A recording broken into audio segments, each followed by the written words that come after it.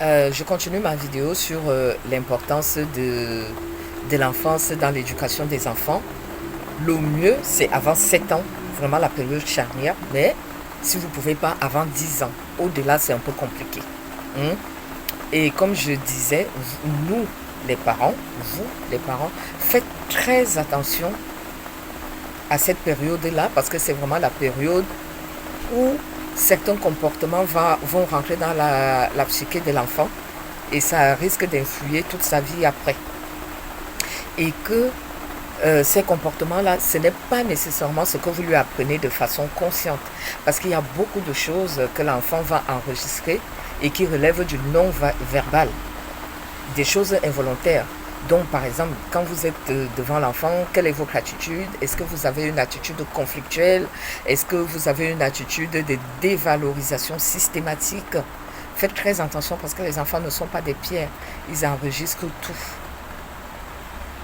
Et je vais prendre un exemple puisque le sujet est tellement à la une aujourd'hui, on dirait presque que c'est une mode, cette histoire de patriarcat, blablabla. Ok, d'accord, il faut dénoncer certaines choses, mais là je vais en particulier parler aux femmes. Il faut aussi se questionner soi-même. Hein. Ces hommes donc on accuse aujourd'hui comme si tout ce qui va mal c'était eux. Je voudrais vous demander, est-ce que ces hommes-là sont nés tout seuls? Est-ce qu'ils sont tombés du ciel? Tu te plains d'un homme, tu as eu un papa. Tu te plains d'un homme, tu as des enfants. Et parmi ces enfants, tu as des garçons ou tu vas avoir des garçons. Comment toi-même déjà femme? Toi qui te plains par exemple de ton ami ou de ton mari, qu'il est volage, qu'il blabla, vous savez tout le discours sur les hommes. Toi femme, est-ce que tu te demandes toi là, si tu as des garçons, comment tu éduques tes garçons? Si tu as l'intention d'avoir des enfants, est-ce que tu te poses la question, comment je vais éduquer mes enfants? C'est bien, hein? C'est même nécessaire de dénoncer certaines choses. Mais toi, est-ce que tu dénonces dans l'optique que le monde doit s'adapter à toi? Ou alors tu te dis, ok, d'accord, moi j'ai subi ceci, je vais essayer d'élever mes garçons différemment parce que j'ai ce pouvoir-là en tant que femme pour que dans l'avenir, le roi que je n'ai pas eu, les femmes qui vont arriver après qu'elles aient ce roi-là, soyez honnête avec vous-même. Est-ce que vous réfléchissez souvent comme ça? Comment vous éduquez vos propres enfants, garçons, avant de se plaindre du patriarcat? Je prends aussi celles qui se plaignent de l'infidélité des hommes ou que les hommes préfèrent tel ou tel type de femme, vous-même au quotidien. Je parle de vous maintenant, je ne parle pas de votre enfance, hein, parce qu'à un certain moment, il faut bien que quelqu'un coupe ce cercle vicieux, comme moi je l'appelle. Donc, ok, vous avez peut-être subi certaines choses dans votre enfance, mais vous, maintenant, en tant qu'adulte ou jeune adulte, qu'est-ce que vous êtes prêt à faire pour justement pour casser ça? Prenons l'image de la femme avec laquelle vos fils grandissent.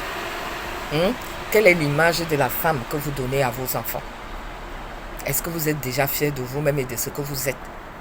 Est-ce que vous valorisez vos atouts authentiques, votre beauté?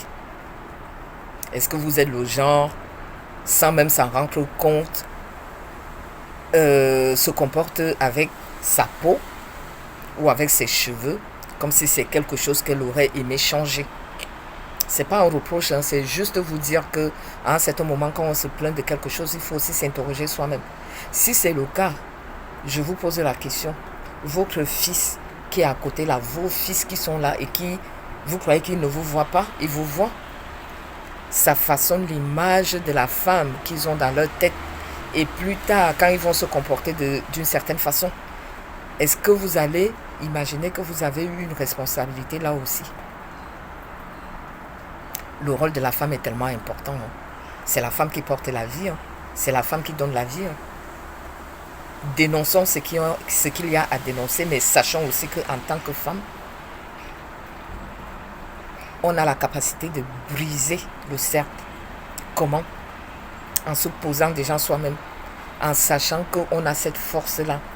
Et en acceptant, hein, c'est pas évident, hein, parce que toi, quand tu as souffert, quelque part, tu vas pas le dire aux gens, mais quelque part au fond de toi, tu te dis, mais attends, vu comment j'ai souffert, pourquoi est-ce que moi, je vais transformer mon fils en roi pour qu'une autre femme vienne en profiter?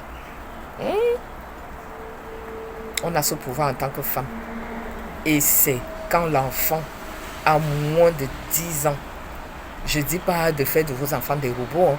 Je ne dis pas de les manipuler. Hein.